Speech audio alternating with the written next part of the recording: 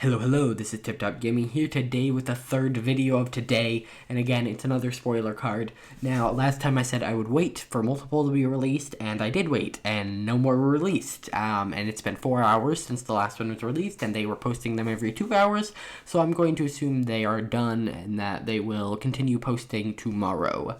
So, yeah, so I'm just going to go over all of the cards and just talk about some clarifications as well as the new card. The new card is Love Struck Beast. Of course, this is 10, and it is a 3-cost 5/5 creature Beast Noble, which those are really good stats. However, it cannot attack unless you control a 1/1 creature. And then we have the storybook ability, and it's pay 1 green. Well, we don't know how it works. It's 1 green, and it's a sorcery adventure. Create a 1/1 white human creature token. So we don't really know how this works, and I have a little bit to go over.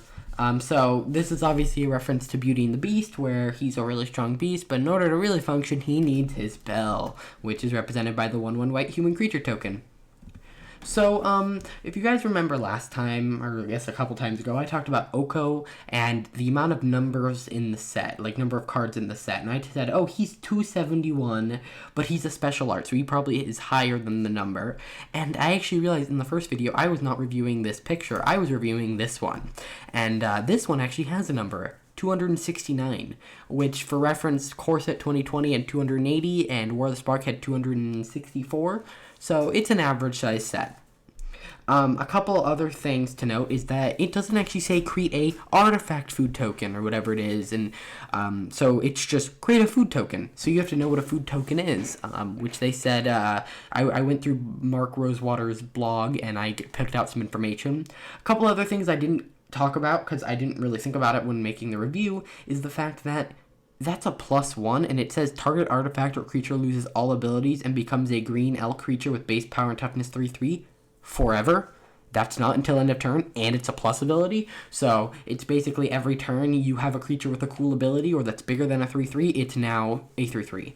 And then a -5 allows you to exchange control of stuff, and that's forever as well. So I think this guy is very, very powerful and will be run alongside maybe Risen Reef. I'm not sure. Depends on what food does, obviously, because we don't know what basically one of his abilities does.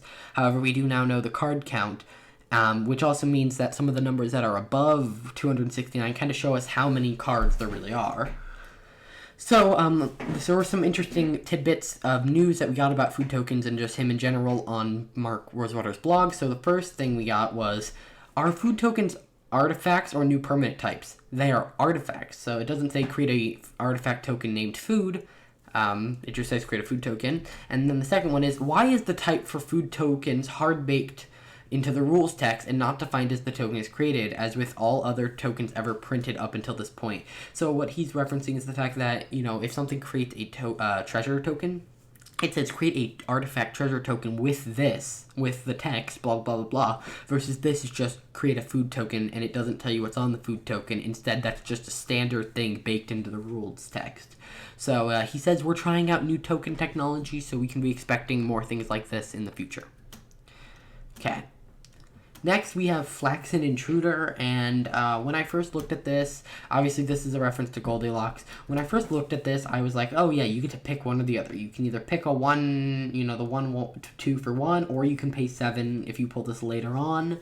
However, and that's because these things didn't really have any synergy together. However, the new card does have synergy, and obviously, so he can't attack unless he has his bell. But here's the thing, so you can cast the one thing, the 1-cost thing for 1 and create a 1/1 white human creature token. Great. That's a terrible card. I guess it gets around the fact that it's creature, and that was a sorcery, but more people run negate than essence scatter. And then, oh, you have a 3-cost, a 5/5? Well, you need a 1/1. So that really makes me believe that this will be something that you can do both. Maybe you can do one or both, maybe, I don't know how to describe it, because this one has a lower cost for Heart's Desire. Maybe it's once it's on the battlefield, you can cast it from there, but then what's the difference between that and activated ability, other than the fact that maybe it's only sorcery speed, and so, I don't know, maybe it's just counted as a spell on the stack. I honestly have no idea. now my new prediction for this is that, hey, you can put this on the field, and I have two predictions. One, it's going to act incredibly like kicker, but kicker's kind of boring. But kicker, except after it enters the battlefield, you get to pay the cost. So it enters the battlefield, and then you pay the cost. Although I don't think that makes too much sense. I think it's highly likely that it's called an adventure, right? So maybe something has to trigger it. So, maybe there are cards that say adventure, and then you get to activate the ability of one of these. And then also, I also thought maybe you tap it, but then that's just a normal ability. So it's not tapping. Maybe you put a counter on it, and once you've gone on the adventure, you can't do it anymore. So you can only do it once, because then that would kind of make sense. You don't get to create 6 bears with Goldilocks or 2 bells with the beast. So I think it might be a form of, you can do it once, or maybe you exile the beast and then it returns later on, like, oh, I went on this journey and now I have this. So I think something like that is highly likely. And yeah, that's it for this video. I hope you guys enjoyed. If you did, hit that like button, subscribe, and I'll see you guys in the next one. Bye.